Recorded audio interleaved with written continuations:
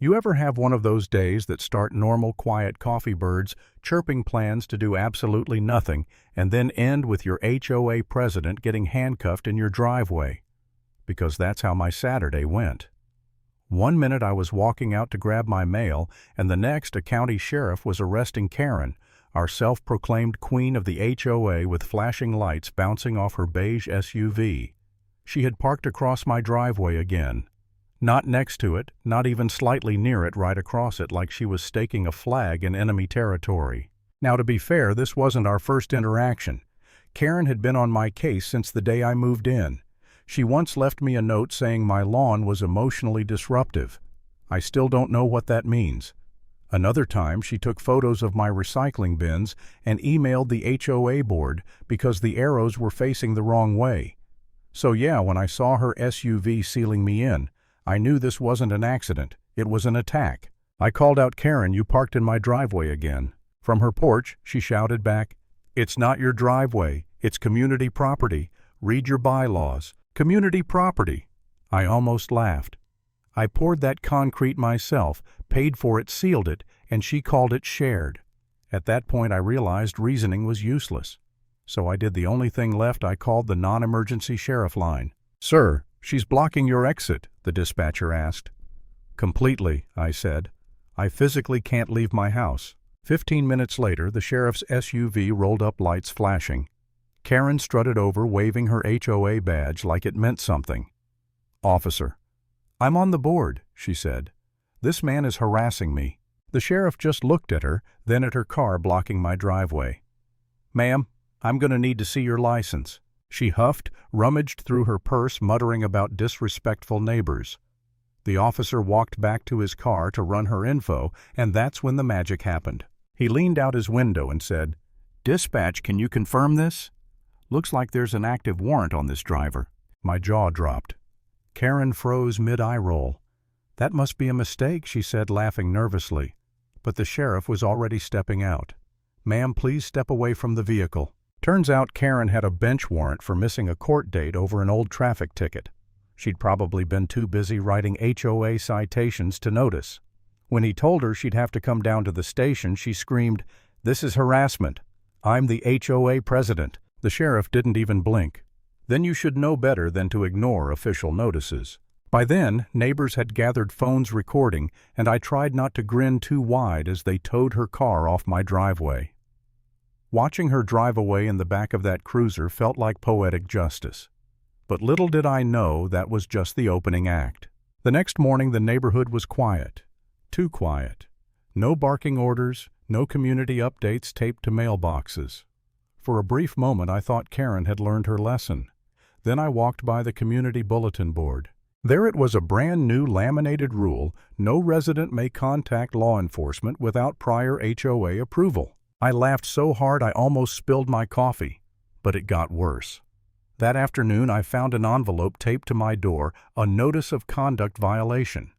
Apparently I had displayed aggressive behavior toward a board member while she was being arrested. The fine, $250.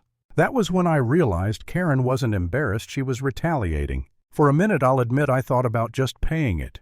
Maybe keeping the peace was better than another war. But then I caught myself thinking, wait, why am I apologizing for calling the cops when someone blocked my driveway? That's when I decided I wasn't playing checkers anymore. I was playing chess. I drafted an email to the HOA board minus Karen.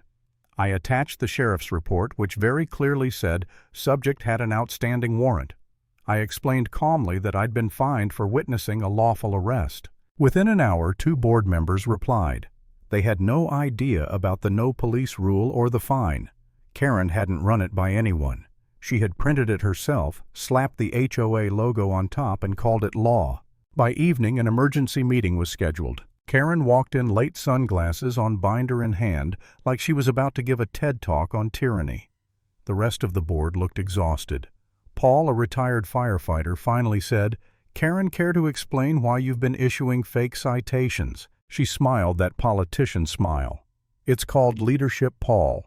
Some of us have to make tough choices to protect this community from toxic influences." She glared right at me when she said it. Paul didn't miss a beat.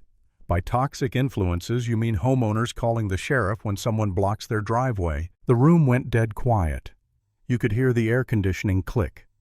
Karen's smile cracked. "You're twisting my words." "Your words are printed right here," Paul said, holding up the fake rule. "You used the HOA seal. That's fraud, Karen." The silence after that was so thick you could slice it with a butter knife. Then someone whispered, "She's gonna blow." And she did. Karen slammed her binder shut and shouted, "You're all against me. This community's gone soft. You let people paint their mailboxes, build fences, call the cops. Where does it end?" Paul leaned back, hopefully before another warrant shows up. Half the room snorted, trying not to laugh. Karen grabbed her purse and stormed out, muttering something about consulting my attorney. For a few days it was bliss. No emails, no threats, no surprise fines. I even started to think it was over, until a county code inspector showed up at my door. "Got a report of illegal property modifications," he said, looking uncomfortable. "Like what?" He pointed at my garden hose. "This." Apparently someone I wonder who had reported it as a non-compliant water distribution structure.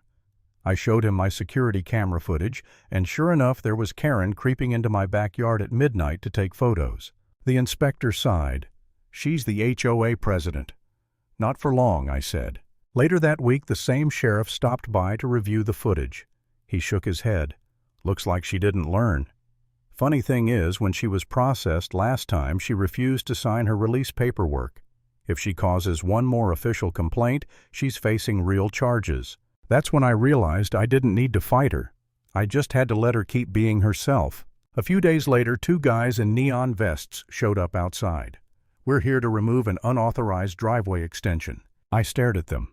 "Excuse me." They pointed to my perfectly legal driveway.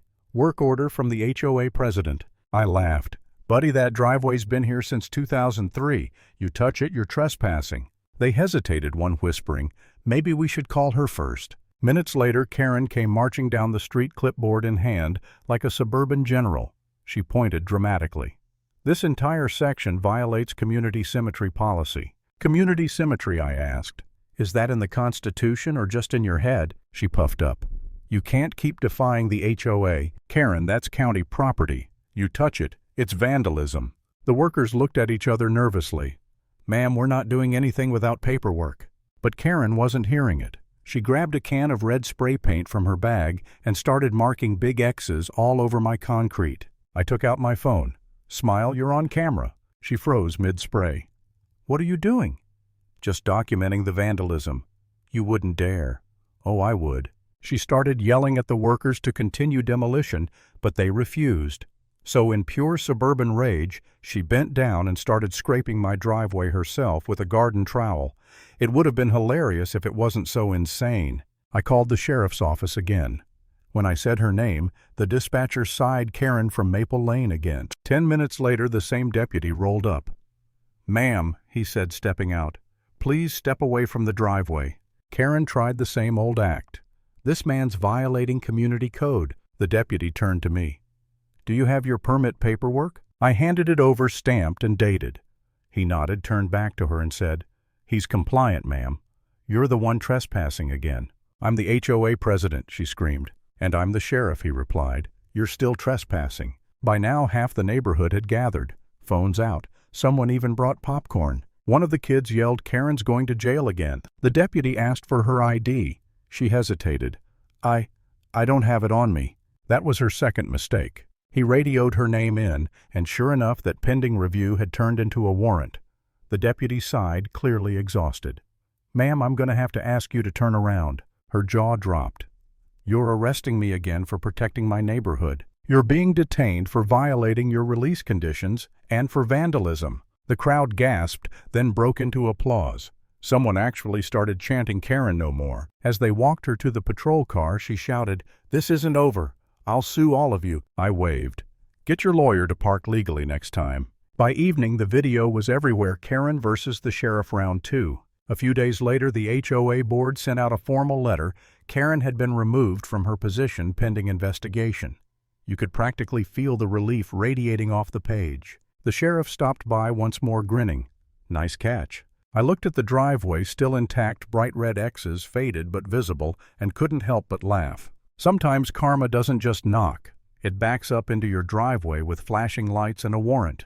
And if there's one thing I've learned, it's that power without accountability always ends the same way with sirens and handcuffs.